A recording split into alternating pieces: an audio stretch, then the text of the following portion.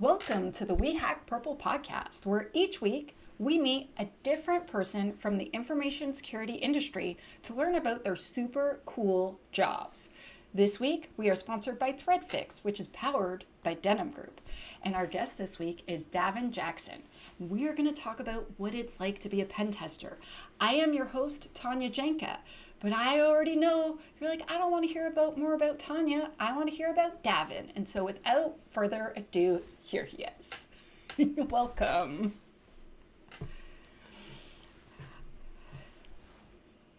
Yeah, I feel it's been so long since I've seen you. It's been almost an hour.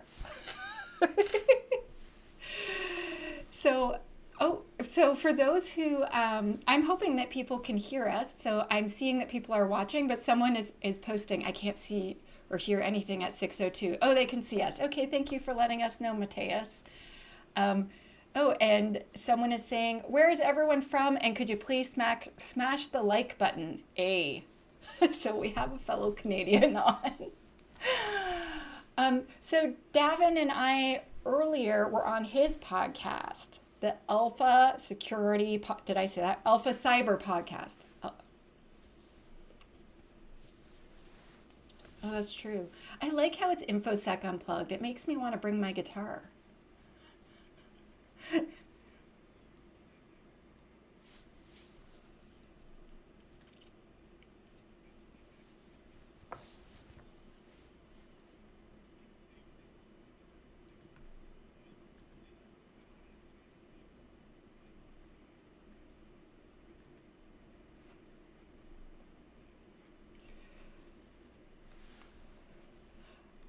Oh, wait, I have some bad news. You were muted, but you're unmuted now, and I'm really sorry.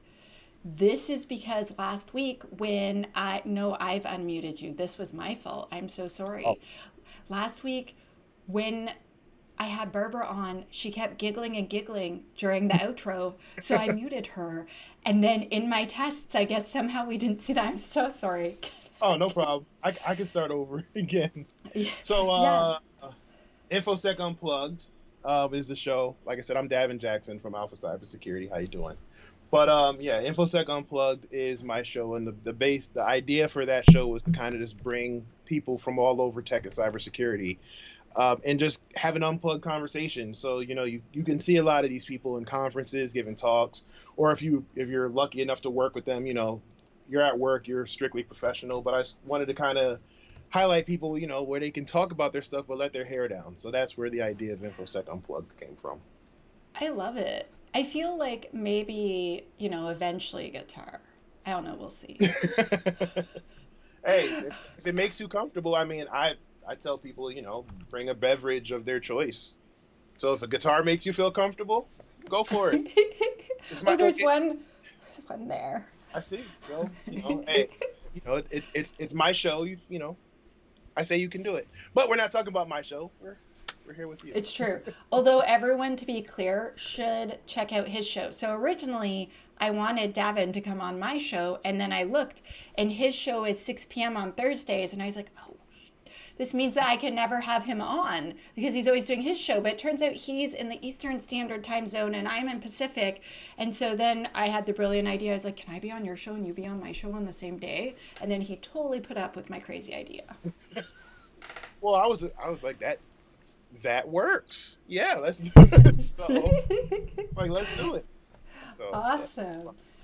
So I want to ask you all sorts of cool questions about your career and your jobs because that's what this podcast is about. Is like I want lots more people to join our industry. And do you want to tell us a little bit about your career path that led you to where you are today? Just the parts that are like legal, like that we can like share publicly.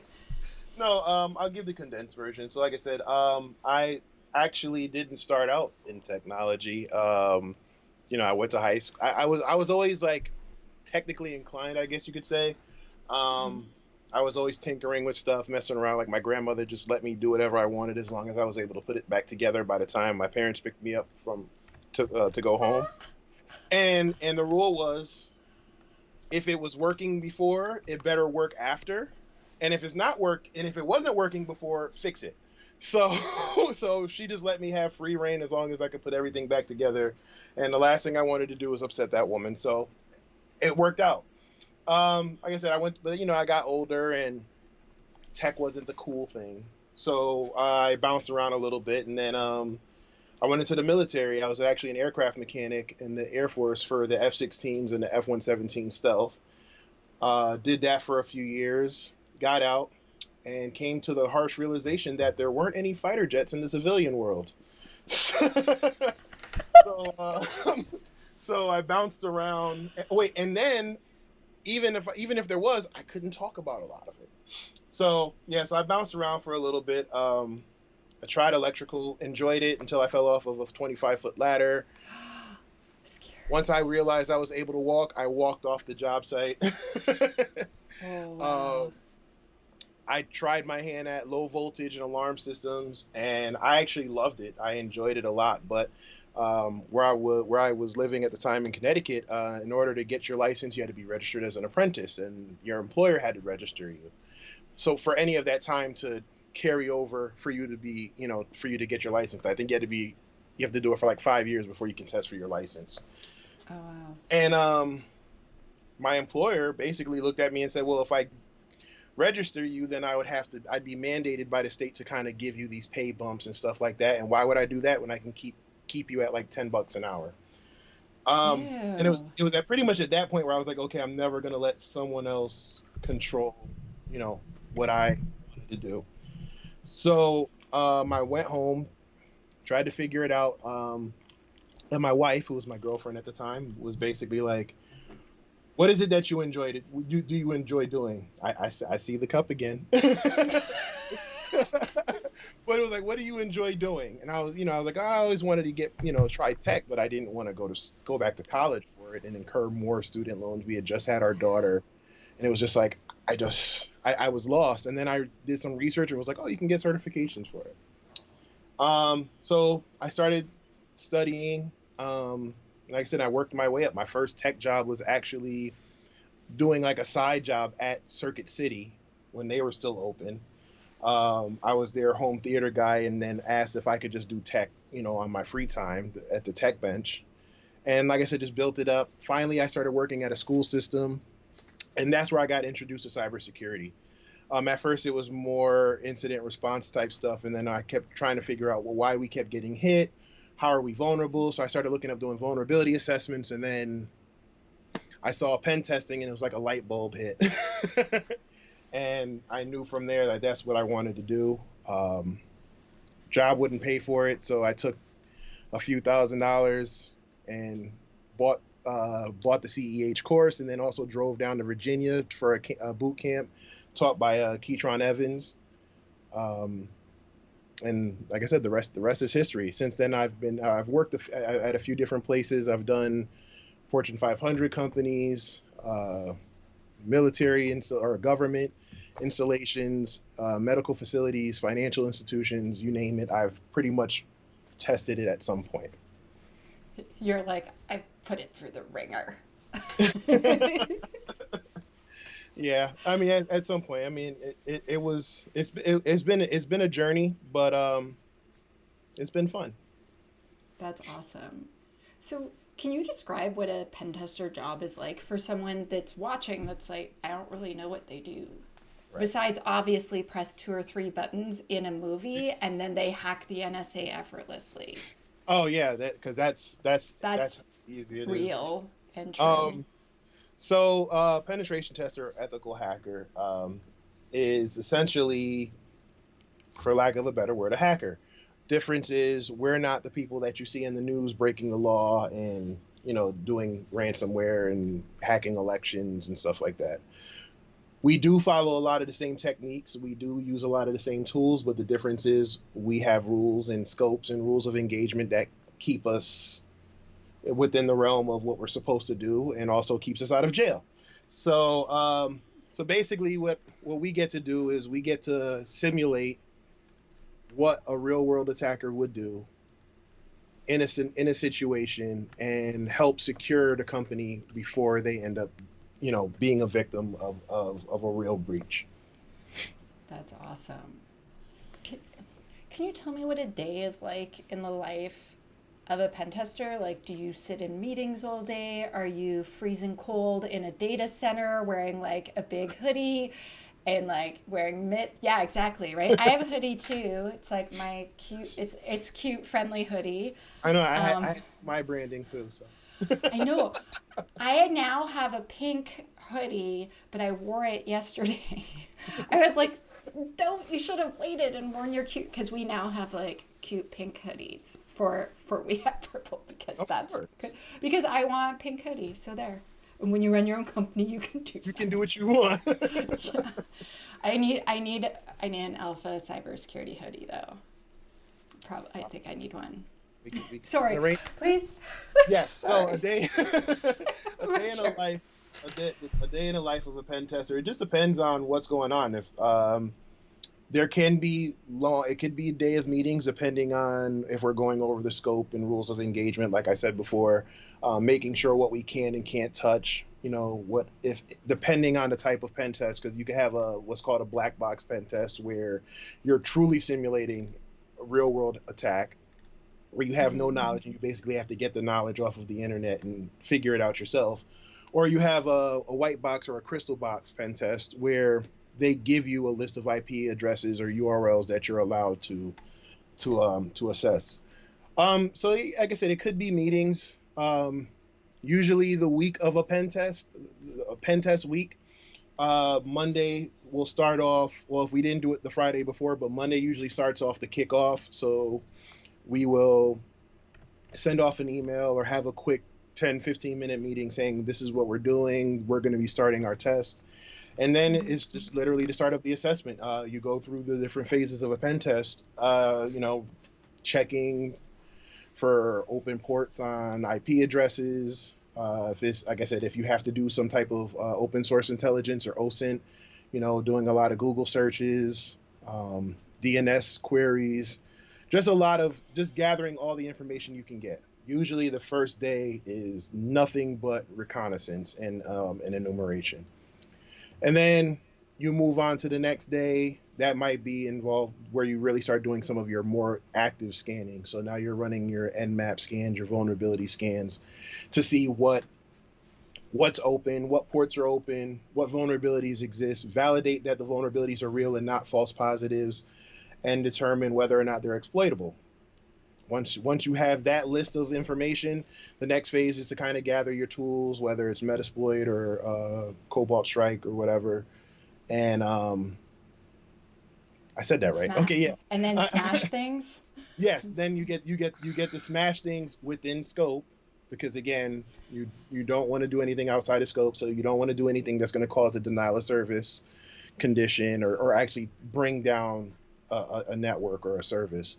So you Mm-hmm. have to, so if there are certain situations, usually during exploitation, that's where you kind of have a quick conversation with whoever your point of contact is, and let them know, we're about to start exploitation. This is what we found. This is what we're going to try, and they'll usually tell you whether you can proceed or Like, no, please don't do that. please don't do that.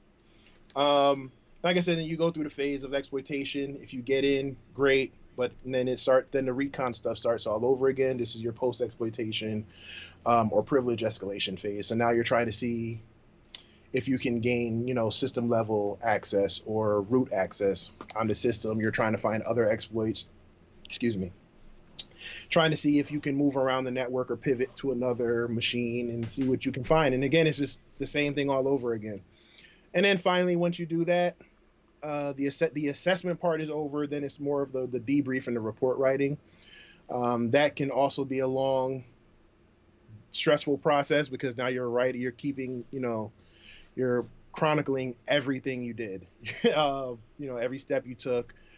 I like to incorporate screenshots with my pen test for proof of concept. My idea is that if I can hand it to you and say you do this and you've never done a pen test, you should be able to repeat the steps. If you can repeat the steps, then I know that I did a good job. So we go through that whole process, and then there's a debrief where we're usually talking with the client about what we found, why we found it, how we found it, They usually push back on which findings are what. We meet somewhere in the middle about the level of the vulnerabilities, whether they're high, medium, low, not at all. And then we go through the remediation phase where we give them a certain amount of time for them to remediate, and then we come back and Okay. retest. So that's usually what happens during pen test week. Everything else around it, like I said, there's usually a lot of meetings and emails, um, you know, maybe a little spot testing here and there. It can be fun, and then some days it's just like, okay, if I have to sit in one more meeting, I'm gonna bang my head on the keyboard. Do you ever Especially get where you're like just stuck and you're just like, I can't find anything? all the time. I mean, I mean, it's I shouldn't say it's getting harder to exploit because it's not that it's getting harder, but companies are becoming more focused on security. So there are times where you might, well, no, I'm not going to say you can't find anything. There are vulnerabilities, but they might not be exploitable. And the thing with penetration tests as opposed to a real attack is a penetration test is usually a snapshot in time. So like I said, you might have a week or maybe 2 weeks on an assessment, whereas a real attacker can sit on a network for months until they say, "Oh, this is nice." Yeah. Um, so we make a point in our report to say this vulnerability is here. This vulnerability exists. However, we were unable to exploit because of XYZ, limited time, or it might cause denial of service, condition, or the risk is, we don't want to break anything. So, Yeah. I mean, you always find something, whether or not you get, the cool or sexy stuff. Um, not all the time. Not. I unfortunately, like I said, it happens, but that's why I usually see when people are getting root in a real world scenario. That's why they're like doing dances and stuff like Oh that. yeah. There's so many memes or stuff like that. Yeah, unfortunately, like I said, it's not all the Matrix or Swordfish or Mr. Robot or whatever. Where it's just Yeah. like type. I'm in. Like that hardly ever happens ever. There's like serious problems if that happens. Like you could just go home. You're like, I can't even. So, I'm not gonna not to break NDA, but I've been on an assessment where I literally stopped and was like, they're like, what happened? I'm like, if I push this button right here, I was like, I had the Metasploit module ready to go, and I was like, if I hit this button right here, it's over. And they were like, and I'm like, I don't want to do it. It was a medical facility. So now we're talking about heart monitors. We're talking, and it was Yeah. just the vulnerabilities. They had vulnerabilities there that I was taught when I was learning how to become a pen tester. So it was like the very first vulnerability I ever exploited was there. I was like,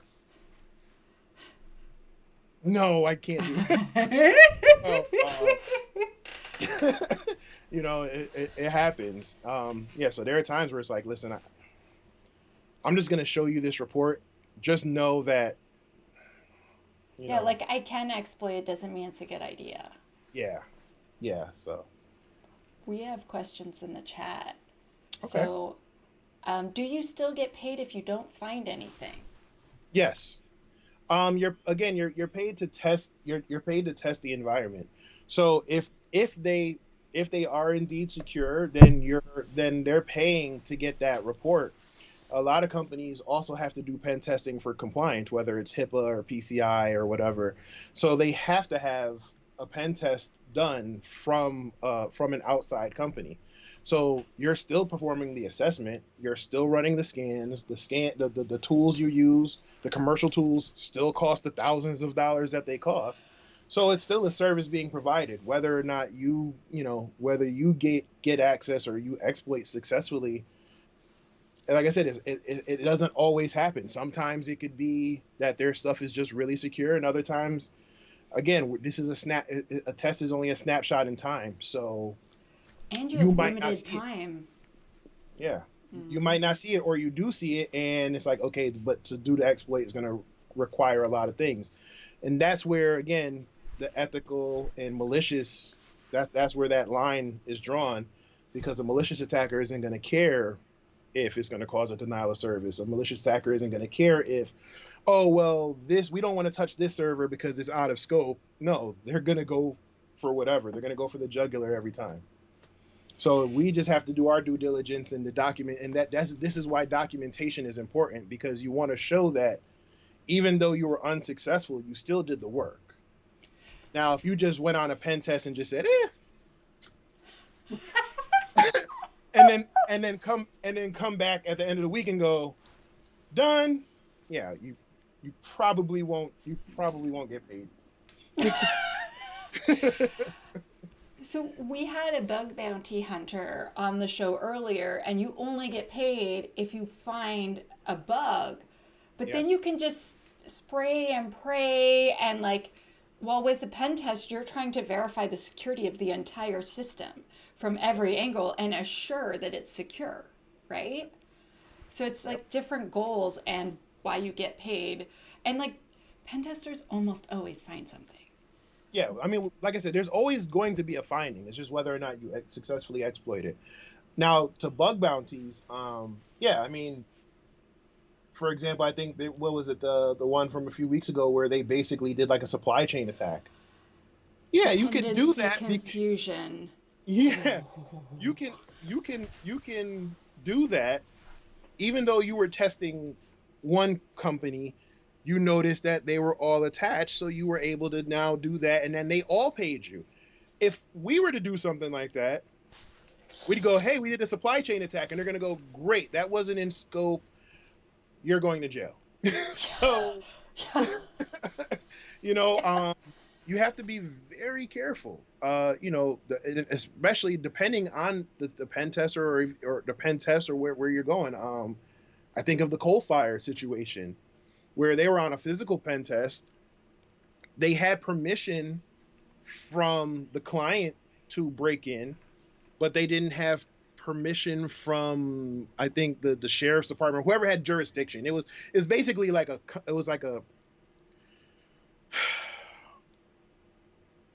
was some type of political nonsense or whatever. And they still ended up getting arrested and being charged and everything. They eventually dropped the charges, but it was just like, it was ridiculous. It was like a pissing contest. I'm sorry. Yeah, but, no, it's true. They had permission to do everything, but they didn't get permission they had permission with the courthouse, but they didn't have permission with the whatever. I have to review it again. But these are the things you have to be mindful of. Because the other thing is, the thing about a pen test is not everybody knows you're pen testing. Not everybody knows you're there. Not everybody. So, because they also want to see how people will react if they notice something. So if a phishing email gets sent or someone calls with doing a social engineering, they want to see if they're going to go through the proper channels to report it. If you're doing a physical pen test, they want to see what their security staff or their security guards or their physical security, how they're going to handle it. So these are all things you have to worry about on a real pen test. Like I said, don't get me wrong with bug bounties. Bug bounties are great, especially if you can find stuff, and sometimes what you get paid for one bug is probably worth more than a lot of pen tests combined working for a company, but it's a lot of work. So you don't get paid unless you find something. I have to thank our sponsor, and then there's another question in the chat. So I want to thank ThreadFix for being our sponsor and being the most stupendous vulnerability management system this side of the galaxy. I was like, write me something awesome to say, and they're like, how about this? And I was like, yes, I don't want a boring ad. Nice. So the next question we have in the chat is, what is your biggest frustration in the pen test industry? There's just so many. The biggest frustration in the pen test industry. It depends on what you're looking at. From the pen testing side of things, sometimes there's a lot of red tape that, can get in the way of doing something that I love doing. There's a lot of nonsense, and there's a lot of higher ups or people who just don't understand. So you might find something, and to you, it's like, this is the worst thing ever. We need to remediate right now. And they're like, is it really though? Well, so there, sometimes going with the back and forth. Like I always say, if I could just really just do my pen test, write my report, and do my debrief, I'd be good. Yeah. There's a lot of stuff that goes on with pen testing, which again I think speaks to why there are so many bug pen testers who just leave and just end up being bug bounty hunters, because they get to just do the part that they love, the part that the part that's fun to them. The outside of it, I think the negative reputation that pen testers get. You hear pen tester or you hear ethical hacker, and you don't hear any of that. You hear hacker, and then you immediately think, oh, Russia, China, elections. Ah! I mean, I had family members who, for years, would like badger me, like, there's no such thing as an ethical hacker. You're a criminal. And I'm like, no, I'm not. And I actually make really decent pay doing it. And they're like, no, there's just no, that's an oxymoron. Ethical and hacker. That doesn't, and Ouch. it wasn't, yeah, I mean, yeah. So sometimes it'd be your own people. But that, and then also from the back to the career side, where people who don't really know what it takes to do this job just think, I'm going to be a hacker, I'm going to be elite, and I'm going to make six figures, and I'm going to do that today. I'm going to pick up a book, I'm going to learn it, and I want to make six figures tomorrow. That never happens in any job. It especially doesn't happen as a pen tester. There's a lot of work, a lot of practice, and a lot of things that go, a lot of time away from family and friends, because you have to perfect it. This field, as opposed to some other fields, is all about, your technical hands-on knowledge. So you have to show and prove all the time. And there's always a new attack. There's always a new exploit. There's always a new vulnerability to test out. So you're spending a lot of time in front of a keyboard. You spend 8 hours a day on a keyboard, and you go home and you might spend another 3 or 4. So I think that should answer it. There was a few of them. Oh, and people on social media who find out you're a hacker and says, hey, can you hack my boyfriend or girlfriend's account? Or I got locked out of my account. Can you, like, that gets boring too. That gets annoying. Yeah. Could you break the law for me / also work for free for me? Oh wow, what an appealing offer. I so want to do that. Like, I lost access to my account. Oh, well. That I can sounds help. like your problem. Yeah, I was like, I can help you with that. Yeah. So when you go to the login screen, yeah, what do I do? See that thing right there where it says forgot password? Yeah, click it. And lose my email. Yeah, seriously. But Have like you ever? go ahead. Sorry. No, go ahead. Have you ever been pressured to like suppress some results? Like you never found that, Davin? Yeah. I'm not naming names. No, of course we would never name names. I've had some where they were like, what can we do to make it go away?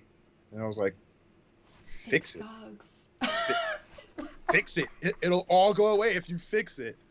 I've had the scope changed on me mid-assessment. I was doing an assessment, and I found a cross-site request forgery vulnerability that basically I essentially I C-surfed my way to admin, because I found one, and then I changed it to another one, and then eventually I got all the way up to admin, just doing like a series of cross-site attacks. And how this assessment was set up was, if you exploited something successfully, everything stops and you have a meeting right there on the spot, and you have to do proof of concept right then and there. So I did it. I went to my supervisor. We wrote it up. He verified it, wrote it up, halted the assessment, and called the client in and said, okay, look, this is what I did. So they gave it to their network guy. He tried to fix it and said, okay, can you and remediate it? So I go to do the remediation test. I was able to do it again. Here's what you should do. He's like, well, can't you just come in and tell me? No, I can't do that. It's your job. So so he tried 2 or 3 times that day. And then the next morning I walked in and their boss comes in and was like, why would you do that? And that wasn't in scope. Excuse me? That that's invalid. That doesn't work. And you were out of scope. Luckily for me, I keep a copy of every scope, every rules of engagement. I keep everything because of that very reason. And I said, well, let me see. So I looked at their scope and then I pulled mine. I said, oh no, you see right there on page 17? See that IP? Look, see this IP address and URL? It's not here anymore, but this is where it was 4 days ago. Oh, well, it's no longer in scope. And then we gave that to an error, and so I'm like, okay, but you should still fix it. It's still yours. But I've had some people do that. I've had them change the scope. I've had them say the vulnerability. I've had them try to downgrade the vulnerability. I was like, no, that's not a high. That's not a high. That's a medium. Injection's not a high. Yeah. What you did? What you were able to do? You did cross-site scripting with a cross-site request forgery in there. No, you were able to redirect, send a script, a tag to a malicious website. No, that doesn't count. No. So it happens, but again, this is where you kind of just document everything. Document everything. Always keep the scope and rules of engagement with you, and make sure that your team is in. Keep your team in the loop for everything. Yeah. Do you find that so like when you're done an engagement and you've like given them this report, and sometimes the report has like a lot of damning things in it, do you find that like they do they fix them? Yes and no. Most companies that I've tested, they've been really good with remediations, especially when you're working for a company and you say, hey, if you make sure you do your remediations within the next 30 to 60 days, we'll do the retests for free.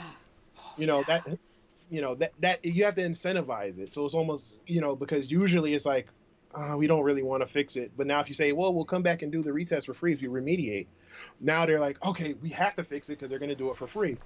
That's awesome. Yeah, I've never heard of a company doing that. That's really cool. Yeah, you usually if you remediate it within the next 60 days, we'll come back, and it's not doing a whole pen test. Yeah, it's just doing the findings. So if you have 3 or 4 findings, we'll come back. If you say they're remediated, we'll come back and we'll test those findings. We're not running a whole new assessment. Yeah, we're just testing those. And then it also depends on what's at stake. If it's PCI or HIPAA, oh yeah, they're going to remediate. They don't want those problems. They don't want those problems. They don't want to be out of compliance. So they'll do those. Other companies that I've seen where they're like, nah, it's, a lot of accepting the risk. So it just depends. It really depends on the mindset of the client you're dealing with. Is it hard to leave an engagement? Like if you are seeing like everything's just on fire around you and then you're like, okay, so good luck with that. Like, is it hard to leave? Or is it like, I can't wait to get out of here? It just depends on, it depends. Like, it depends on the engagement. It depends on the client. I've been on some assessments where I'm like, oh man, call me back when it's done, and I'll, we can whatever. And you, in the back of your mind, I'm like, I wonder what happens. I hope I don't see them on the news. Yeah. But I mean, for the most part, not really. Like I said, we're there to do a job. Um, it depends. Like I said, it just depends. Like hospitals and stuff like that. I'm truly, I really get invested. I'm like, Yeah. How, please, no, yeah, I'm like, there can literally be lives at stake. Um, Other companies and stuff like that. I'm like, listen, you can fix it or you can make the news. Choice is up yeah. to you. Either way, the bill is the bill is the bill. Yeah. See you in 6 months, or see you a year from now, or see you when you remediate. Um, it just all depends. No, this is good. This is all. Thanks for being like really open. No What problem. what type of personality traits or like aptitudes do you think someone needs to be good at this type of job? Um, so funny you mentioned that. So I actually did a talk recently, and I explained how I felt, because I was a big video game person when I was younger, and my son is actually into esports. Cool. And during one of his Fortnite esport practices, the coach was coaching them on how to navigate through the field in Fortnite, and I was like, oh, that really sounds relatable to like a pen test. So I actually did a talk on how video games can actually help teach that mindset. Um, for example, if you take a video game fresh out the box or whatever, freshly downloaded, that first step, you're kind of figuring it all out, figuring out how to move, figure out what this button does, figure it out. That's almost like your enumeration and recon phase. And then as you get better, you start to realize, I like this character, or I might like this item, or I might like this thing, or I like this stage. And you incorporate that into your play style. But as you're navigating through the game, depending on the game, you're using some of the same skills that you learn as a pen tester. Paying attention to detail, looking for the slightest thing. Like, okay, this port might be open. To regular people, it might not mean something, but if you know your port, you're like, okay, no, that shouldn't be open. Let me see what service is on there. Oh, this service is on there. What version of the service is running? Oh, that's an older version. There might be an exploit. These are things that I think would translate well. Um, but as far as other skills that can be taught, I honestly feel like soft skills are important. Like, anybody can learn the tools. Anybody can learn the tools. Anybody can learn how to run a scan. Anybody can learn how to run a script. But you have to have some of those soft skills, the communication skills, the report writing. Like, report writing is major. Like, if you're not good at writing reports, that might not get you that won't get you paid. Yeah. um Whether you're doing bug bounties or pen testing, because the bug bounties, you actually have to show impact to prove that the vulnerability is indeed one that is worthy of getting paid.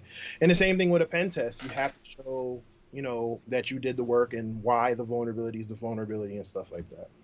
So the soft skills to me are very important. So communication, knowing who to talk to and when to say certain things. So, for example, if I have anybody here who's like a C-level or an exec, sorry, I don't mean any disrespect, but sometimes I have to dumb it down when you're talking to them, because they may not know what a cross-site scripting or SQL injection or broken object level authorization attack is. So you're just trying to show them the basics. So you want to kind of keep it basic and keep it simple for a lot of the executives who aren't technically inclined. And then when you get to like the network folks or the sysadmins or those technical people, that's when you really want to start doing, like, talking shop, because Yeah. you not only do you want them to see what's going on, you want them to know that, okay, this person is actually knowledgeable and we should probably pay attention, because the first thing they're usually doing is they're on the defensive, especially if you come in and say, hey, the security on your stuff isn't that great. They take it personally. Yes. So you want to kind of, for one, ease that tension, but you also want to let them know that I'm not just reading off the results of a scan. I actually validated it, and this is what it is, and this is the impact that Yeah. it can cause. So Yeah. that's very important. Communication skills are very important, and then like I said, then the hands-on stuff. Like you can get the I mean, there's certifications out there that you can get that really don't require you to really know too many hands-on things, and unfortunately a lot of people are getting those jobs and they're just paper certified. So you have to have the hands-on stuff. But like I said, but that stuff can be taught to anybody. The soft skills kind of sets you Yeah. apart. And like writing a report that makes sense. Yeah. I once went to the mall and then I happened to run into the chief information officer of a place where I had just done a pen test, and he's like, "You." And I was like, "Uh-oh." And he's like, "I read your report." And I'm like, "Okay." He's like, "It was awesome. It actually made sense." And I was just like, "Oh." Yeah. And he's like, "I usually feel like a moron whenever I read these reports." And I was like, "Oh, I'm so glad I'm not fired." It's like pointing at me in the mall, and I'm just like, I'm just in the mall, and I just wanted to get some caffeine and then leave. Um, no, I actually tell people who I mentor is like, learn to enjoy writing it. Learn to enjoy writing the report. Um, because it's a reflection of you at the end of the day, especially when you get to the more technical stuff. Yeah, you have that the business jargon. It's like, oh yeah, we were approached to do a pen test for these days and blah blah blah blah. This is the name of our company. This is who we are. This is the company, whatever. But when you get to that portion of the pen test where it's time for you to shine, damn it, shine, like shine bright, and make it work. And that's why I said, especially if you exploit something. If you exploit something, own it. Don't brush over it and say, oh yeah, we successfully exploited via this attack. No, show how you did it. Like I said, my stuff, I go as far as showing you every command that I typed. This is the Yeah. scan that I ran. This is the results that came out. This is what I did next. And like I said, my goal is to hand it to someone who's non-technical and say, follow these steps and you'll get the same result. And then they can come back and now they can't dispute it because Oh yeah, they did it themselves. because it's And again, reproducible. yeah, so it's like if I can make my report simple, like I keep I use my kids for an example. Like if I can explain it to a point where my kids can get it, then anybody can get it, because my kids don't follow what I do. My kids don't know what I do for a living. They know what I do for a living, but they don't know the ins and outs. So if I can put a piece of paper in front of them and say, "Hey, I bet you can get into that computer over there if you follow these steps," and they go, "Okay." Now, for the record, I've never had my kids on an engagement. I'm just talking about like other scenarios. They're like, it's so fast. It's like there's three of them. Yeah, The yeah, world's fastest hacker. I've never had I would love to have my daughter on an engagement though. She's awesome. She's awesome. And then like she writes Python better than me. Oh wow. How old is she? She's 13. Oh, that's incredible. Yeah. Oh, My son, he's interested, but is going through that Spider-Man with great power comes great responsibility speech. So yeah, that's important. yeah. There's a comment in the chat. Being a pen tester sounds a bit like being a business owner. Reports, contracts, paperwork, meetings. I don't know if I agree with that. No, I mean, if you run your own pen testing company and you're the Yeah. only person, yeah, you're doing all of that. When you usually work for a consultant company, they have people who kind of do all of that, but you usually have to sit in there because you need to know what they're talking about or um, what they want done. Sometimes, well, not sometimes, the legal department and the sales rep may not necessarily know what's involved in a pen test. So you actually have to sit in on those meetings and say, okay, no, wait, hold on. There's no way possible that, we can do a social engineering physical assessment and and all of that in 1 week for that price. No, that's not going to happen. It's going to require this. We're going to need these materials. So that's where you need to sit in on the meetings. And also, yeah, the meetings can get boring, but the meetings keep you out of jail. So, you know, don't get arrested. Yeah. Yeah. Best advice of every podcast episode ever. Don't get arrested, folks. And keep that get out of jail. This is my contract that was in scope letter. Yep. If you're on a physical assessment, keep it in this pocket here. So this way, when they if you get caught and they handcuff you, you could tell them to check this pocket. Yeah. Actually, one of my friends, she got arrested during a pen test, and I'm 5'9", so I'm a rather tall woman. She's a tiny little thing, and she made an RFID scanner and basically swiped past someone with it, scanned their card, walked in, got in. But then the scanner was really big and awkward, and so someone saw her pulling it out of a bag, and they're like, "You don't look like you belong." And she was like, "Ah," and she's like, "I just froze up," and because she'd never been busted ever before, and they tend to be more lenient on women, and no, that's right. You gotta get a bag that's really thin, keep it on you, and just kind of brush by them. Right? Yeah. So she sent me a selfie in the police car. She looked really cute in there. Yeah. I had one guy on my team years ago, and if I ever start my company wherever he is in the world, I'm going to find him and give him a job. All he's going to do is physical pen testing and social engineering engagements. So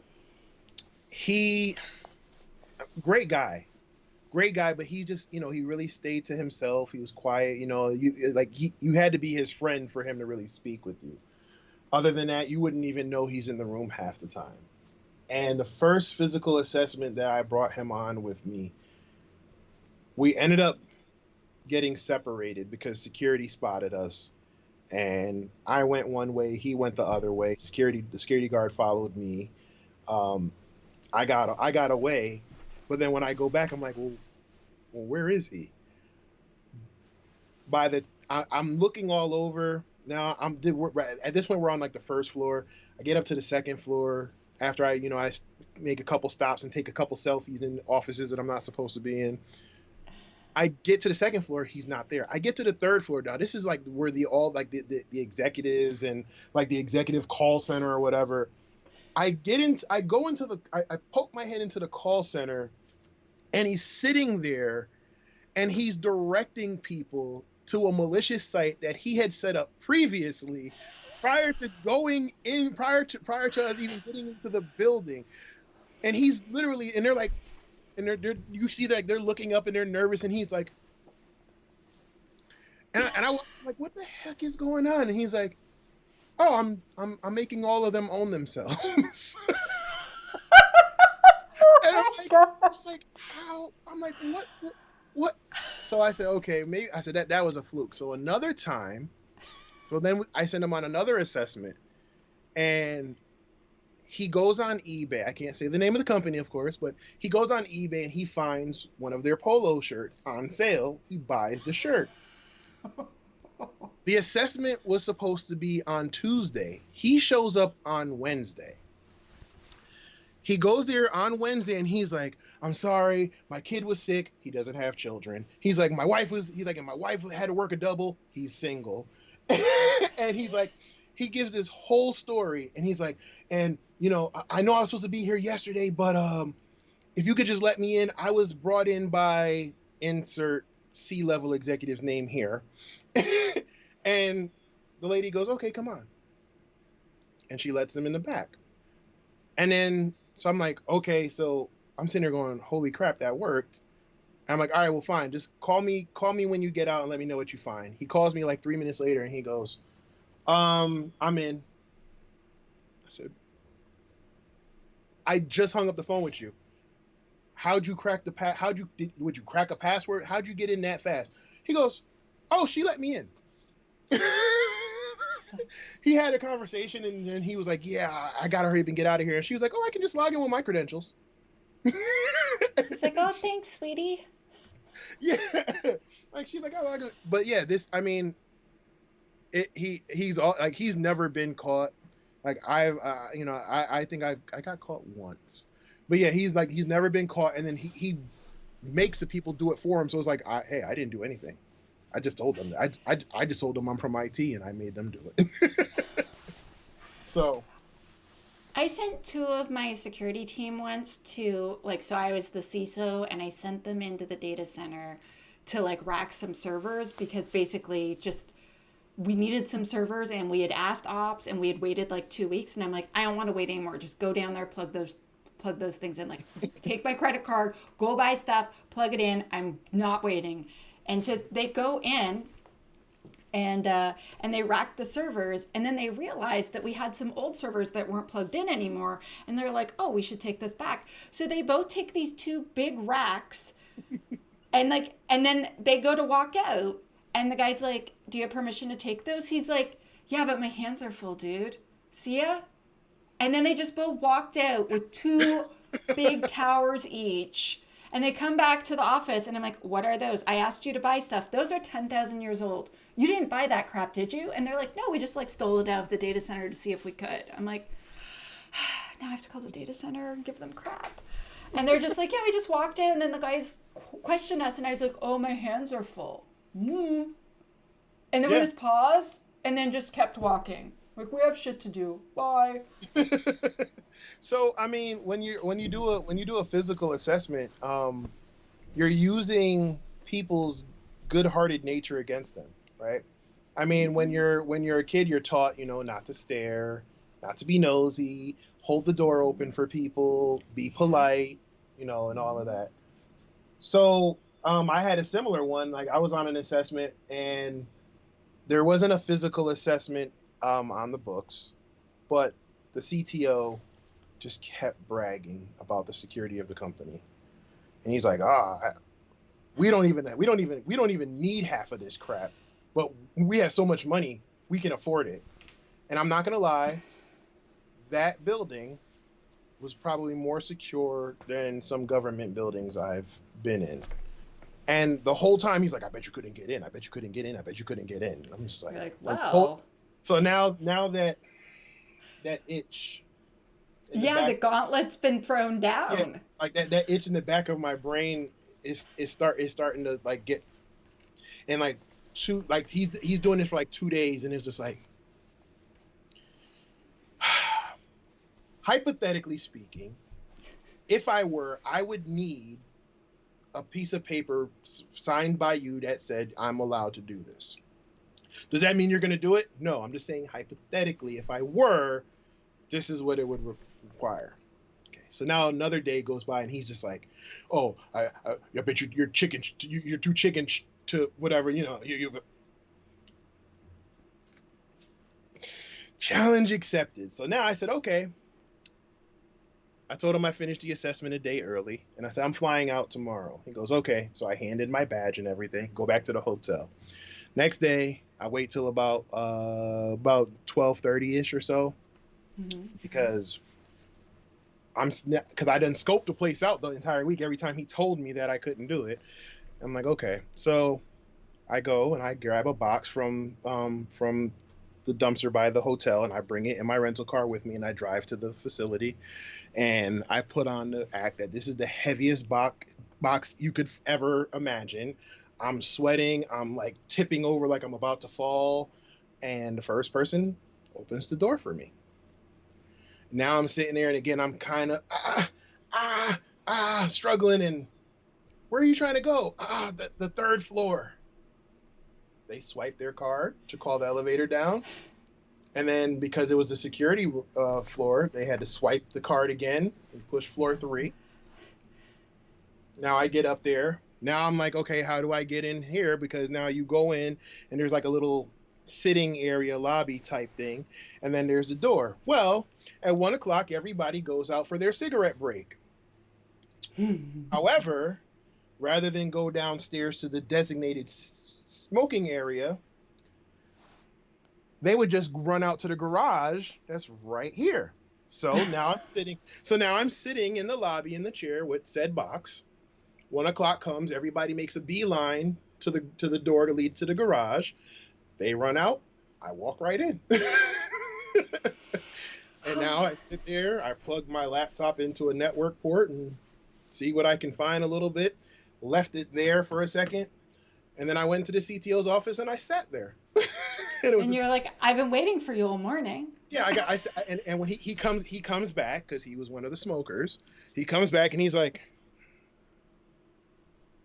I thought you left, and I said, well, I thought you said I couldn't get in.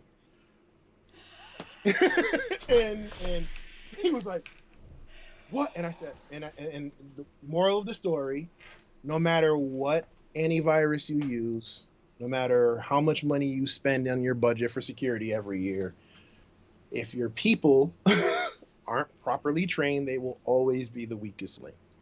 100%. And 100%. and like I feel like a jerk sometimes because it's like, you're using people's goodwill against them, but But it's the thing, right? That like, and it's your job. You're doing your job, and they're not going to learn if no one ever points out the errors they're making. Oh yeah, Yep. I've had tons of yeah. When I was doing counterterrorism stuff, at one point I went to go into the top secret building, and there were these like three middle-aged women behind me, and I was like 27 at the time, and I'm in my mid 40s now. So imagine how young I looked when I was 27. So I looked like a teenager. And literally like I get ID'd everywhere. And so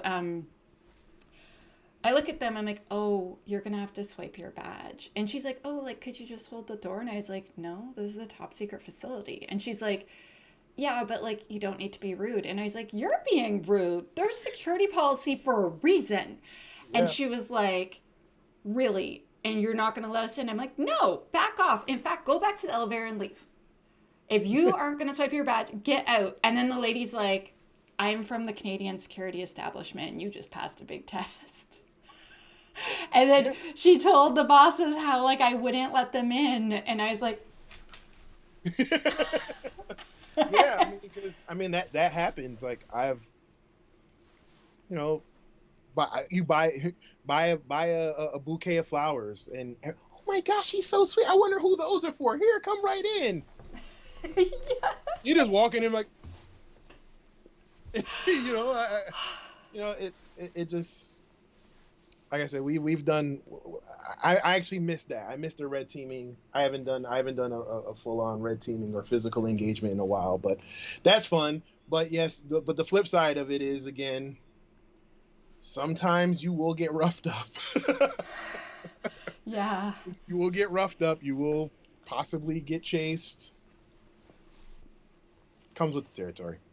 Yeah. Yeah. Oh my gosh. Yeah, I've never done physical pen testing. I just, that's never been a thing that's been on the table in the jobs that I've had. But I've also wondered, like, I feel like I'd be a perfect decoy. Like the person that goes in the room and like has everyone giggling and laughing and all their attention. And then like Davin just goes in the front door. Yeah, no, it like I said, it's fun. Like I said, it's nerve wracking. It can get stressful at times. Like I said, especially when like like they're watching you and you're like, okay. Like there was one time we were on and we were still fairly new, so we didn't know what we were doing. So like we just huddled around this espresso machine for like 20 minutes. Like, is he still there? I don't know. Look, you look. Oh crap, he's still there. He's still there. He's still there. And the guy is literally just sitting there, just watching us from the desk, and we're like, he's still looking. He's looking at us. Okay. All right, I'm gonna run to the bathroom, and you go. It was just like we were like, okay, one. I don't want to. But what if he? Yeah, it was. Oh my God, what a riot. Yeah. Okay, so we're technically past time, so I have one last question for you. Okay. If someone wants to know more about you, if someone wants to follow you, if someone wants to perhaps get an awesome Join the Pack t-shirt or hoodie, where are all the places we can get these things? Okay. So on Twitter, I am djax_alpha. Same thing on Instagram. You can follow my blog at alphacybersecurity.tech. I write pretty much just whatever I'm feeling at the time, whether it could be cybersecurity related or I just did one on imposter syndrome the other day. I also have a YouTube channel, so youtube.com Alpha Cybersecurity. That's where most of my videos are, including my Infosec Unplugged podcast. And then for hoodies like this and merch, you can check out my TeePublic store. So that's teepublic.com/user/djax120. So, like, subscribe, follow, buy a shirt. I still have to, I got to step my merch game up like Tanya here. I got to get. We should trade hoodies. Like, I could send you one and you send me one. It's like, seems like, yeah, no, I like hoodies. And so yours don't have a zipper, eh? I just got one like that where there's no zipper. And I'm like, oh, yeah, I have. See? Yeah, I have one without a zipper and I have another one I got from my wife. So, and I think that one has. Apparently in Canada, in Saskatchewan, so that is a province that's like, I think the only province I've never been to. And it apparently, so the hoodies that have like no zipper, that have like the pocket across the tummy, those are called honey bunnies. Yep, apparently they're like, oh, you're wearing a honey bunny hoodie. Or it's just a honey bunny. And I'm like, really? Makes it sound so cute. Yeah, I'm sorry. You will never hear you say you're wearing a honey bunny? No. Nope. It won't be in the product description or any. Nope. Sorry. I should add that to mine. Would you like to wear a honey bunny? And like, people are just like, Tanya, calm down. You can get them in for honey bunny. Yeah, no, that didn't even sound right saying it. No, it's not happening. Oh my gosh. Having you on has been so fun. We have to make future excuses to be in the same place. Absolutely. Yeah. I mean, if once everything opens back up and we're back to normal, I don't know. I mean, hopefully things will be better around con season. Yeah. I actually have had a lot of invites to come speak in October and November, and they're like, we are confident that you'll be able to come. And I'm like, I'm not willing to leave Canada until 2022. I'm sorry. I'm like, I'm such a scaredy cat.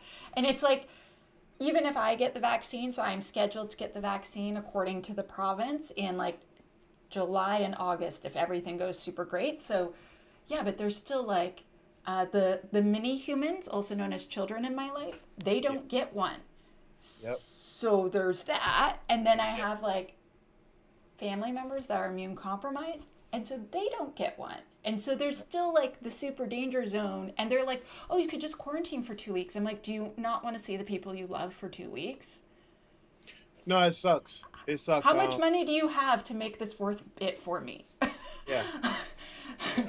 Seriously. Like, I was really looking forward to Vegas. Like, so last year I told myself, I'm going to Vegas this year, because I was supposed to go the year before and that didn't happen. And then I was supposed to go the year before that, and the year I was supposed to go, we ended up doing a family trip. And then the year before that, I wanted to go, and something else came up.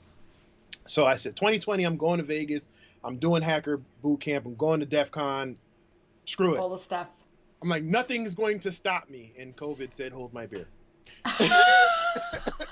So I didn't get to go. And then this year, knock on wood, if we were supposed to go, I've been talking with my new friend Mary Galloway. Hi, Mary. Hi, Mary. Because they do something really cool with the Wicked Six competition. Yeah. I went to it. Yeah, and I want to go, and I want to not necessarily participate and compete, but participate in whether doing the play-by-play or whatever. But she said we could set it up. So COVID needs to cut the crap. Yeah, and they have a huge award ceremony for the Cyber Jiu-Jitsu Awards. And yeah, I went to it and I bought a gown and I wore a gown. I never get to wear a gown. It was awesome. Yeah, I told Mary, like, yeah, we're gonna do that and we're gonna party. I'm bringing the wife and we're going to enjoy it. So COVID needs to stop before I find I don't know. I need to find I'm going to draw a face and put COVID's name on it so I could punch it if it doesn't let me go to Vegas this year. I feel it's reasonable. It's reasonable. Something. 4-letter words all the way. Yeah, But absolutely. you never know. There's like some conferences that are starting to plan stuff in October, November. So we'll see, and we'll see because like a lot of the countries have started like rolling things out faster because people are like, I don't want to wait until that time. I would like to be vaccinated now. So we're speeding. Like Canada apparently had a meeting with Israel because Israel's had the fastest rollout of all time. There's like you jab, you like running around just like and they're doing like really really well at it, and so apparently they've been advising Canada, and I'm like, good, let's see if we can, because like I'm supposed to be vaccinated but my mom isn't supposed to be vaccinated for like months and months. I'm like, dude, give her mine. Yeah. She's like, Seriously. I'm like, she's healthy, she's very, but like, 30 years older than me. And that's a thing. No, absolutely, and yeah, yeah. Over here, I don't know. They need to get their heads out of their butts and figure it out. It's ridiculous. I have a strong no comment on the things that happen in your country. Fair enough. I just make fun of my own country and I get less hate mail. Everyone's like, yeah, eh? What a bunch of hosers. Fair enough. And then we eat poutine with the moose and everything's fine in our igloos. Yes, but yeah, no, yeah. I don't know. I know my wife said to me the other day, like, we should move. Like, where? Where are we gonna go? Vancouver Island, where I live, it's so awesome. I don't know about that. Oh, Not biased at all. run that by the kids. See how they like that one. I'm like, wait, what? We're going where? Very So, nice place. like how far is it from Disney or my friends? Yeah. It's kind of far. We have So, our own airport. You're like, that's not there's that. It's an 11-minute flight ride from Vancouver in an airplane. Yeah, people are like, do you even take off really? I'm like, technically. Yeah, I'll say an 11-minute flight. Like, you burn more gas just getting off the ground. Oh yeah, yeah. It's like 85 kilometers or something, but it's too far to build a bridge because there's like oceany stuff. But anyway, we're really off topic, and I'm very bad at letting people go. So, Oh no. Thank you so much for being on the podcast. This was awesome. Well, thank you for having me. Thank you to everybody who is here and participating. I hope I answered your questions. And Oh yeah, you did. You're really helpful. Actually, okay, so one last question. If you were yes. going to give someone an actionable piece of advice so that they could become a pen tester, what's like one thing that they could do towards that? I never just have one thing. Well, like I said, I usually tell people figure out your why,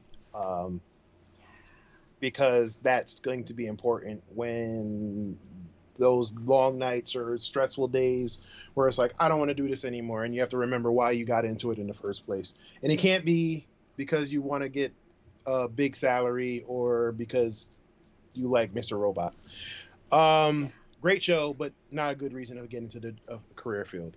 Um, and 100%. then and then also always bet on yourself and do the work. So, like I said, betting on yourself, because again, there are times where, especially if you're the only one in your field learning what you learn, it's foreign to a lot of people, and sometimes it can be very lonely. So just remember your why, remember your goal, and stick to it and do the work. So, there's a lot of books, there's a lot of Googling, there's a lot of reading. If you aren't interested in reading, do not get into cybersecurity. I repeat, if you do not like to read, you might want to consider another profession. Um, it's the truth. Serious. And then, like I said, just lab. To quote someone else, Dewan Lightfoot, lab every day. That's his hashtag. Learn the hands-on skills. Like the certifications are great, but the hands-on skills is what's going to get you paid. And document, document, document. Uh, and then, like, even when you don't have a job, if you're learning the hands-on skills, type up a blog post about what you did. If you wrote a script, put it on GitHub. Start a blog, start a YouTube channel. If you do a couple CTFs or hack the box or try hack me stuff, make sure it's the free stuff and you're not using, the paid version. But write up your methodology. All of that stuff, not only will it help employers see your worth, it'll also help you as like a point of reference.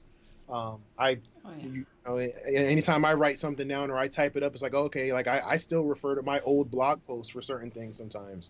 So, and like I said, take some of those write-ups with you on interviews. If you're getting a pen testing job, bring your resume and write up a hack the box machine or a virtual box or a phone hub box or something like that, and write up what you did. Bring it with you so now they can see, okay, they have these qualifications that match up, but they also have this hands-on stuff, and it shows that they're willing to do it even on their off time. It'll go a long way, trust me. Oh, that's But really good advice. Davin Jackson from Alpha Cybersecurity, thank you so much for being on the We Hack Purple podcast. thank you. And with that, thank you so much for listening to the We Hack Purple podcast. I want to invite all of you to rate us a review. And if you write us a review and you tell us about it, you can tweet it to us or DM it to us on Twitter, on Instagram, even on LinkedIn. And if you send us a mailing address, we will send you stickers. Yes, that's right. There are bribes from We Hack Purple to just, write a review, even if it's not that great. I want to thank you. I'm Tanya Janca. I'm your host. I definitely think you should check out Infosec Unplugged. I know that I was on it, so I'm a little biased, but it was amazing. And his list of guests is really, really awesome. Davin's doing all sorts of cool stuff. You should definitely follow him. I want to thank our sponsor again, ThreadFix, powered by Denim Group. We really appreciate their continued support. Please go check out academy.wehackpurple.com to see our brand new fancy academy. And starting next week, you are going to be able to check out the brand new community from We Hack Purple at community.wehackpurple.com. And we can't wait to open it up to all of you. We've been putting the finishing touches on it, and we are so excited to unveil our newness to you. See you next week at 6 p.m. Pacific Standard Time, Thursdays.